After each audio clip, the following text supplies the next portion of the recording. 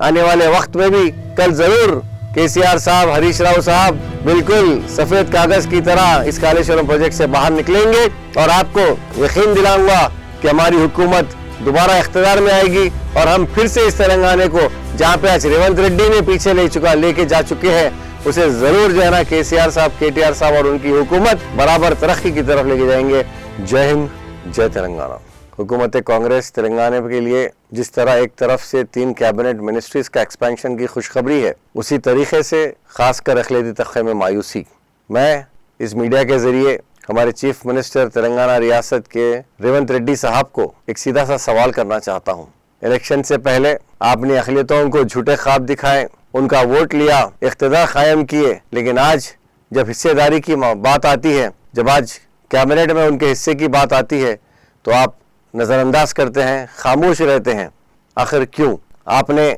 शब्बीर अली साहब को नज़रअंदाज किया, अजहरुद्दीन साहब को नज़रअंदाज किया, यहाँ तक कि आपने एमएलसी आमिर साहब को भी नज़रअंदाज किया, जबकि इनके अलावा भी आपके सिपाही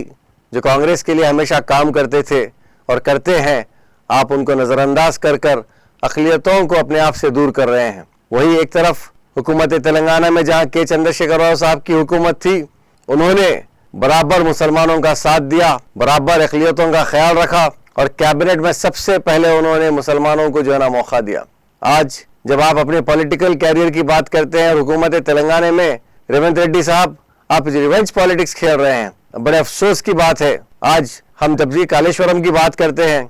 लोग कहते हैं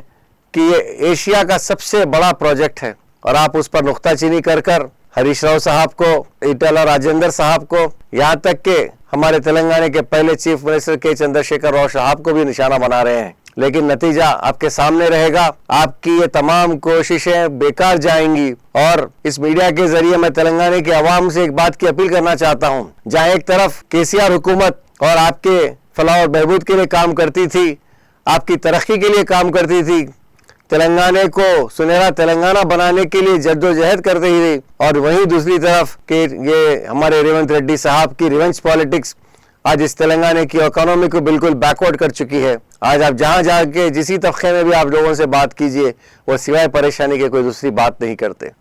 मैं इस मीडिया के जरिए अवाम को भी एक पैगाम देना चाहता हूं, क्योंकि आप ही के वोट से आपने कांग्रेस को इख्तियार पे बिठाया और कल इसी वोट से आप जो है ना दोबारा केसीआर साहब को इख्तियार पे बिठाएंगे, क्योंकि आप खुद भी देख रहे हैं आज के जो माहौल, आज का जो हालात तेलंगाना में चल रहे हैं, जहां एक तरफ तेलंगाना का नाम लेते ही लोग कहते थे कि हिंदुस्तान की सबसे छोटी रियासत और सबसे तेज तरक्की करने वाली रियासत के चंद्रशेखर राव साहब के दौर में तेलंगाना रह चुका है,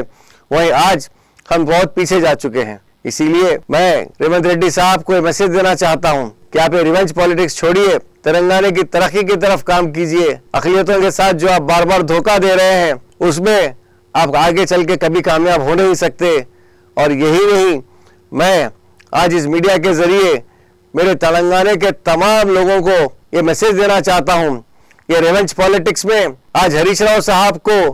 कमेटी ने बुलाया, 11 तारीख को के चंद्रशेखर राव साहब को बुलाया गया है, और ये कालेश्वरम प्रोजेक्ट जो है हिंदुस्तान के नक्शे में एक सबसे बड़ा प्रोजेक्ट है जिसे लोगों ने बड़ा सराहा है। और यही रेवंत रेड्डी साहब इस कालेश्वरम प्रोजेक्ट पर मिट्टी गुड्डा के बैरियर को लेकर केसीआर साहब को और उनकी फैमिली को हरासना कर रहे हैं, हरासमेंट का शिकार बना रहे हैं, जबकि उनके नतीजे में कुछ नहीं आने वाला है। इसी तरीके से इन्होंने पहले भी अपने हथकंडे आजमाए और केटीआर साहब को ईडी, आईटी और तमाम जो है ना डिपार्टमेंटों से परेशान करने की कोशिश की। नतीजे आपके सामने हैं। आने वाले वक्त में भी कल जरूर केसीआर साहब, हरीश राव साहब बिल्कुल सफेद कागज की तरह इस कालेश्वरम प्रोजेक्ट से बाहर निकलेंगे और आपको यकीन दिलाऊंगा कि हमारी हुकूमत दोबारा इख्तियार में आएगी और हम फिर से इस तेलंगाना को जहां पे आज रेवंत रेड्डी ने पीछे लेके जा चुके हैं, उसे जरूर जो है ना केसीआर साहब, केटीआर साहब और उनकी हुकूमत बराबर तरक्की की तरफ लेके जाएंगे।